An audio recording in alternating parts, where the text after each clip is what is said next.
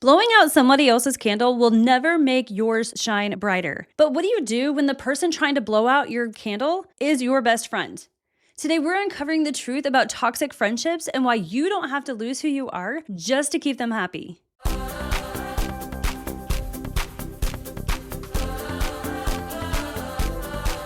Hey everyone, welcome back to the Uncommon Team Podcast. I'm Coach Jamie, and I'm so glad that you're here. Have you ever left a quote-unquote fun hangout with a friend feeling completely drained, criticized, or just heavy, like you're carrying a weight that isn't yours to carry? We've all heard the word toxic thrown around, but when does a simple bad mood cross the line into a toxic friendship? If you feel like you're losing who you are and who God called you to be just to keep somebody else happy, it's time to talk about it. Today, we're talking about why toxic is not a requirement for friendship and how to protect your peace without losing your heart. If you're ready to live an uncommon life, make sure to hit that subscribe button, ring the bell, so you never miss an episode. Trust me, you're going to want to hear this one. I want to start by asking this. Are toxic friendships becoming the norm? When I look around, it really does seem like it. But before we dive into what toxic friendships look like and what we do when we find ourselves in one, let's talk about what toxic actually means. Toxic means extremely harsh, malicious, or harmful. So toxic friends are basically friends who are harsh, malicious, and end up hurting us.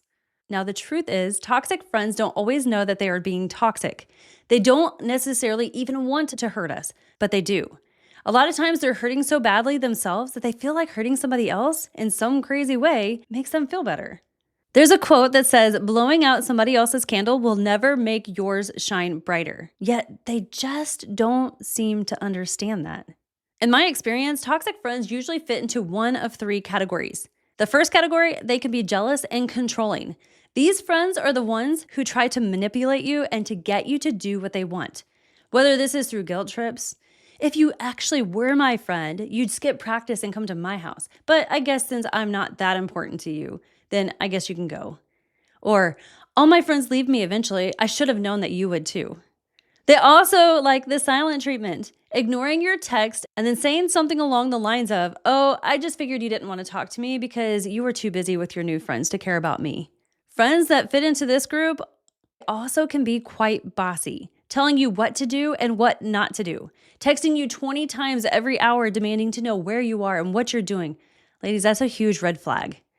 People who fit into this category are also only there for you when it's convenient for them. You have become like a placeholder to them. You're sitting with them at lunch and having a great conversation until somebody else walks in, and suddenly it's like you don't even exist anymore. You were just their placeholder until somebody, quote unquote, better walked in. They rarely ever make you feel good about yourself or get excited when something big happens to you, but they expect you to get excited for them. They can be highly dramatic and expect you to always solve their problems. Have you ever had a friend who is constantly in crisis mode? You know as soon as you see their name on your phone, that is something big. Fighting with their parents or being upset about a grade or drama. Boy drama, friend drama, you name it, it's there. You know that if you pick up that phone, you are expected to fix whatever problem it is that they are facing.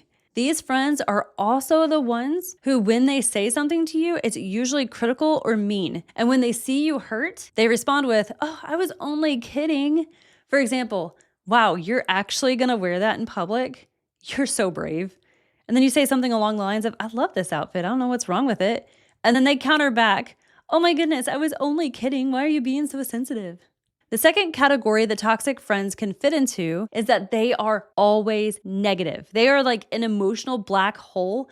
No matter how much you encourage them or pour into them, it just disappears, leaving you exhausted. For example, you say, the weather is so beautiful today. And they respond with, yeah, but I'm sure tomorrow it's going to be miserable.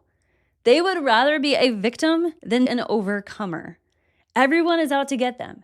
If they get a bad grade, it's the teacher's fault. If they get cut from the basketball team, it's because the coach was playing favorites.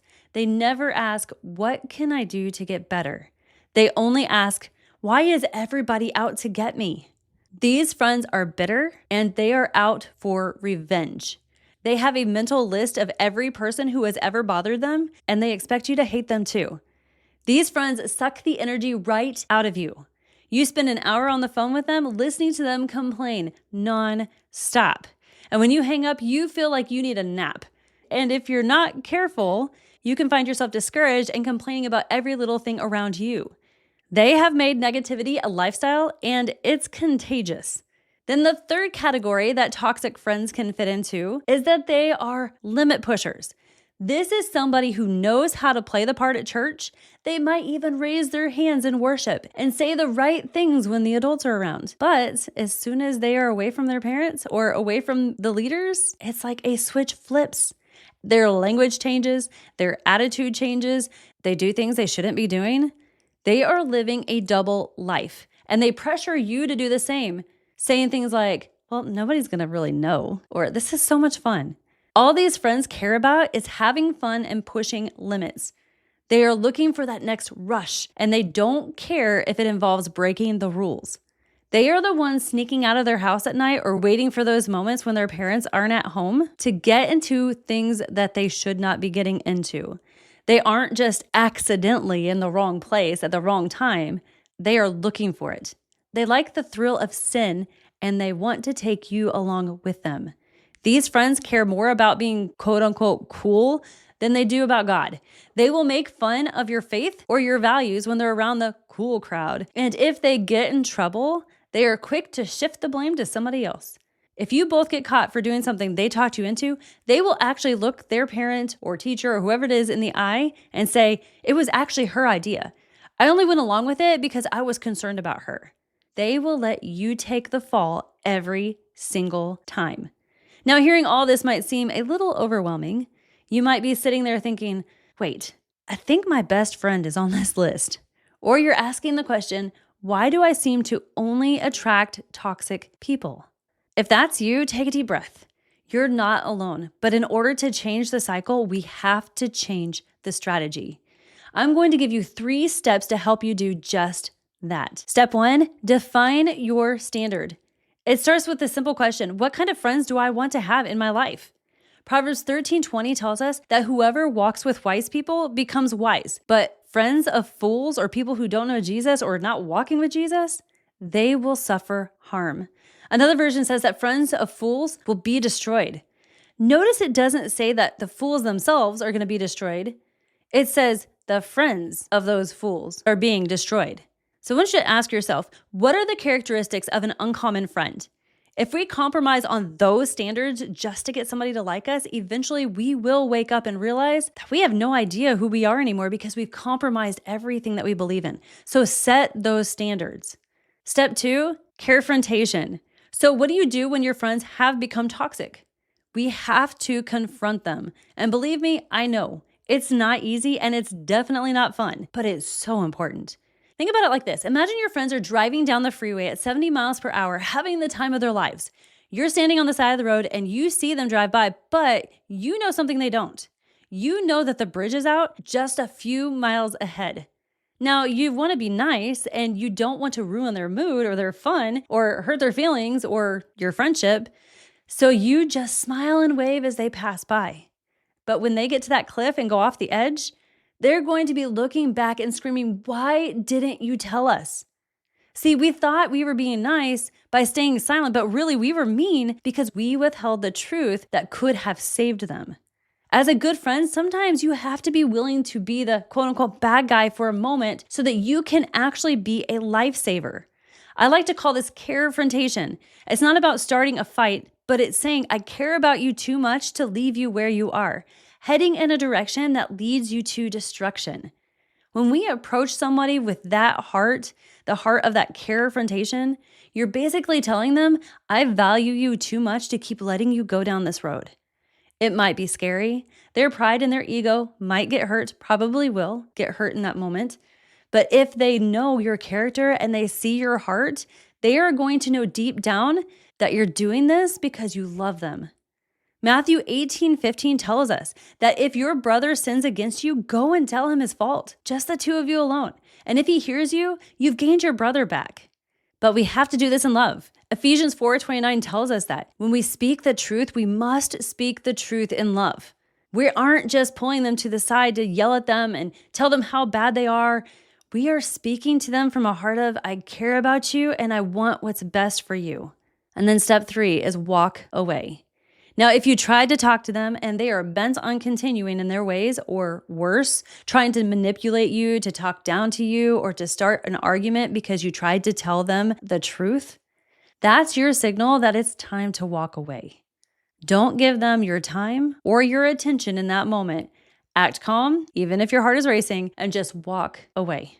Ephesians 5:8-11 reminds us that we were once in darkness, but now we are a light in the Lord. It tells us to walk as children of light and to have no fellowship with darkness. This isn't about being better than them. It's about protecting yourself and your purpose from them.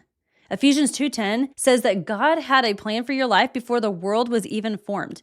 He wants to use you to be an influencer for His kingdom right where you are. But if the enemy can use a toxic friendship to pull you away from God, he will stop you from stepping into that purpose. So how do you practically walk away without being mean? You pivot. Focus on the right people. Start spending your time with friends who actually bring you closer to Jesus. Be honest with them. Tell them, hey, I'm trying to distance myself from some influences that have been pulling me away from God, and I could really use your prayers and encouragement. Ladies, you don't have to do this alone. If you don't have those friends yet, talk to a parent or a trusted adult, or know that you can always reach out to me at uncommonteen.com. Just click that yellow chat box, but please put your email address in there. Otherwise, I can't respond back to you. Or you can shoot me an email at jamie@uncommonteen.com. Then next, start to phase out communication with these people. You don't have to announce that you're walking away from that friendship. Just slowly begin to change the dynamic. Keep it to small talk. Say hi in the hallway at school. Be encouraging. But you don't have to stay in that conversation for long. And you definitely don't have to answer every text or DM. Put a limit on the time so they don't have the power of influence over you. Then I want to encourage you to choose to see them through the eyes of Jesus' compassion. Ask yourself, why are they acting this way? What is hurting inside of them that makes them choose to make the choices that they're making? Use that compassion to start praying for them. Pray for their heart. Ask God to reveal His goodness to them so they are drawn into a real relationship with Him. Romans 2:4 says that it's God's goodness that leads people to repentance. The second thing I want to encourage you to pray for is courage for you to do the right thing. Ask God for wisdom on how to handle the situation. James 1:5 says that when we lack wisdom, all we have to do is ask God and He will give it to us freely. Thank God that His perfect love casts out any fear that you have when it comes to walking away from this friendship. That's 1 John 4:18. His perfect love casts out fear. And then pray for your future friends. Ask God to bring people into your life who love Him, who respect you, and who refresh and encourage your soul. Ask Him for those loyal friends who make life fun while helping you grow in your walk with Him. One of the hardest things that you will ever do in life is end unhealthy relationships. But I will tell you, when you clear out the toxic friendships, you make room for the beautiful God-centered friendships that you are meant to have. I know that walking away from friendships can feel lonely. You might be thinking, Coach Jamie, if I let these friends go, I'll have nobody. Where am I going to find these friends who actually love God? Ladies, He's bringing them to you. But that's also why we created the Radiant Sisterhood. We wanted to build a space where you don't have to guess if somebody's living a double life or compromising their beliefs. It's a community of girls just like you who are ready to live for God and build friendships that last. Included in the Radiant Sisterhood is also our monthly Glow Mail subscription. It's a beautiful blessing and encouragement sent right to your doorstep every single month. You don't have to settle for toxic friendships because you're afraid of being alone. There is a community waiting for you. To learn more, head on over to uncommonteen.com/glowmail to join the Radiant Sisterhood today. Before we go, I want you to join me in our declaration. No matter where you are, whether in your car or in your room, repeat after me and really mean it with all your heart. I am beautiful. I am valuable. My beauty and my value, they don't change. Even if someone fails to see how incredible God made me. If this episode helped you today, or if you know a friend who is struggling with a toxic friendship and needs to hear this truth, please like this video and share it with them. And if you haven't already, make sure to hit the subscribe button and ring the notification bell so you never miss an episode. I'd also love to hear from you. Leave a comment below or send me a chat at uncommonteen.com and let me know what is one quality you are looking for in a God-centered friend this year. Thank you for hanging out with me. I'll see you next time. And remember, stay uncommon.